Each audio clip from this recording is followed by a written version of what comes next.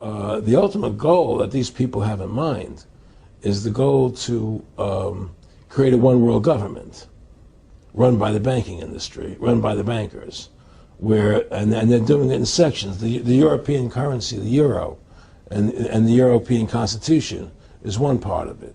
Now they're trying to do it in America with the North American Union, right? And they want to create a new currency called the Amero, right? And the whole agenda is to create a one world government where everybody has an RFID chip implanted in them. All money is to be in those chips, right? There'll be no more cash. And this is given me straight from Rockfeller himself. This is what they want to accomplish.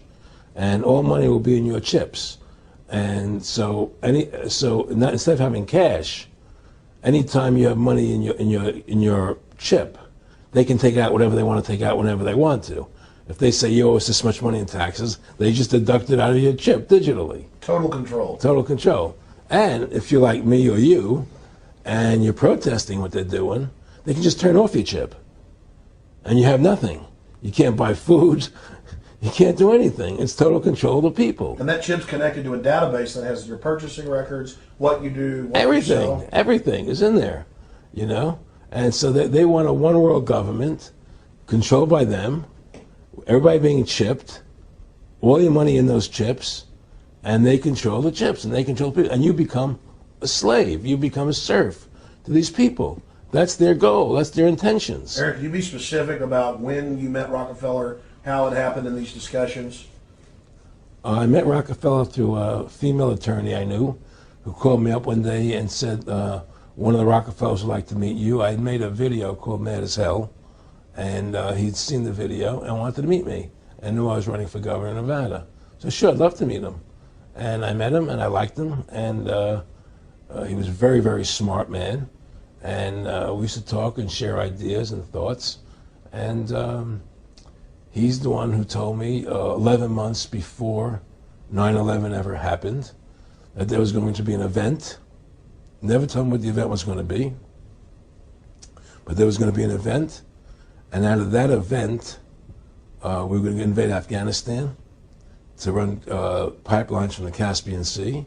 We were going to invade Iraq, you know, to take over the oil fields, establish a base in the Middle East, and make it all part of the New World Order.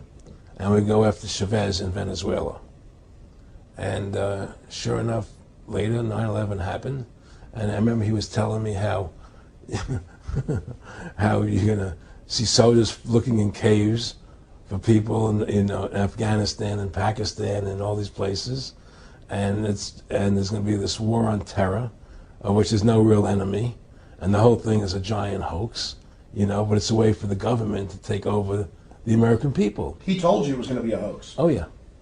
Oh, yeah. There's no question. He says, there's going to be war on terror. And he's just laughing. There's no... Who are we fighting? I mean, why do you think 9/11 happened and then nothing's happened since then? Do you think that our security is so great here that these people who pulled off 9/11, who were able to, can't knock down another plane? Come on, it's ridiculous. 9/11 was done by people in our own government and our own banking system to perpetuate the fear of the American people into subordinating themselves to anything the government wants them to do.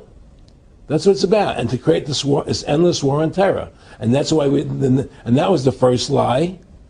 And the next lie was going into Iraq, you know, to get Saddam Hussein out with his weapons of mass destruction.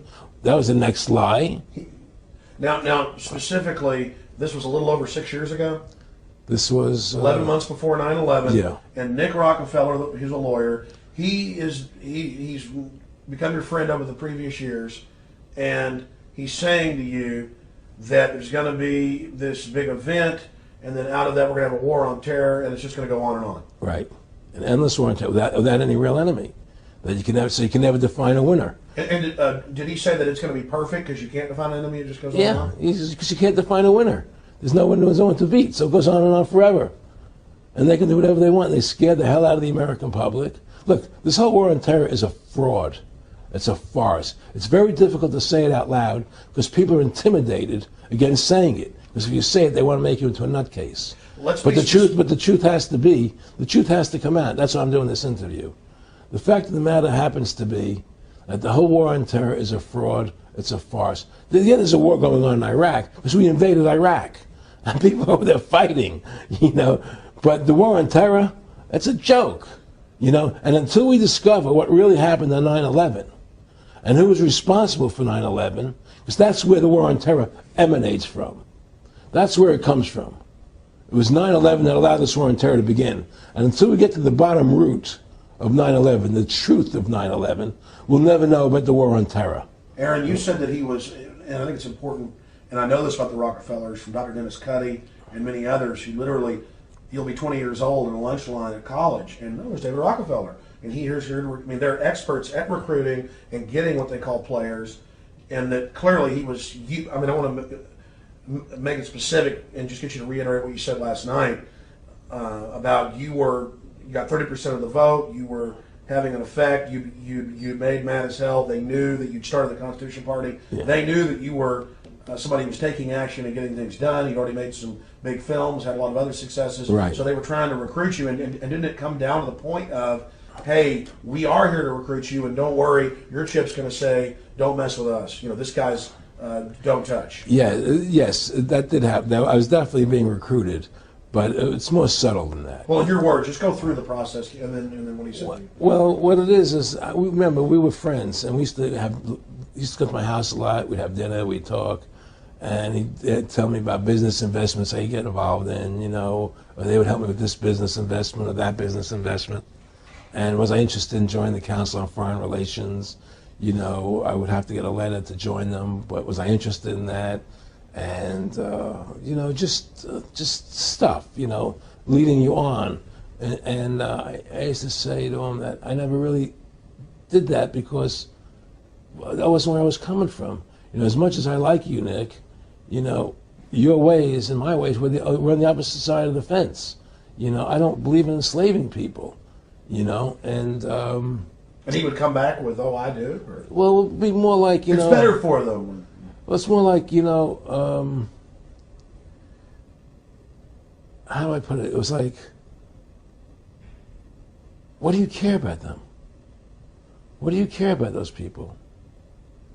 What difference does it make to you? Take care of your own life. Do the best you can for you and your family. What do the rest of the people mean to you? They don't mean anything to you. They're just serfs. They're just people. You know, it was just a lack of caring, you know, and that's just not who I was. It was just sort of like cold, you know. It was just like cold, you know. And I used to say to him, what's the point of all this? You have all the money in the world you need. You have all the power you need. What's the point? You know, what's the end goal? And he said the end goal is to get everybody chipped, to control the whole society. To have the bankers, the elite people, you know, the bankers and some governor controlling the world. And I said, all the people in the Council on Foreign Relations believe this way you do? He said, no. You know, most of them believe they're doing the right thing. A lot of them believe it's better off being socialistic. You know, we have to convince people that socialism is really capitalism. Because America's becoming a socialist country. It's a communist country today. Well, one of the things they told me was that he was at the house one night, and we were talking, and he started laughing. He said, Aaron, what do you think women's liberation was about? And I said, I had pretty conventional thinking about it at that point. I said, I think it's about women having the right to work, getting equal pay with men, just like they won the right to vote, you know? And he started to laugh. He said, you're an idiot. And I said, why am I an idiot? He said, let me tell you what that was about. We, the Rockefellers, funded that. We funded Women's Lib, you know?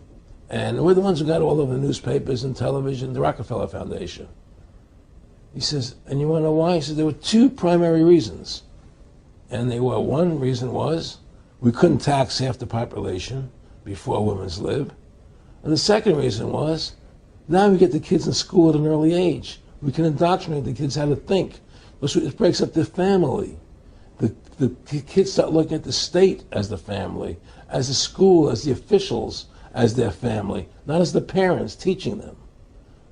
And so those are the two primary reasons for women's lib, which I thought up to that point was a noble thing. You know, when I saw their intentions behind it, where they were coming from when they created it, the thought of it, I saw the evil behind what I thought was a noble adventure.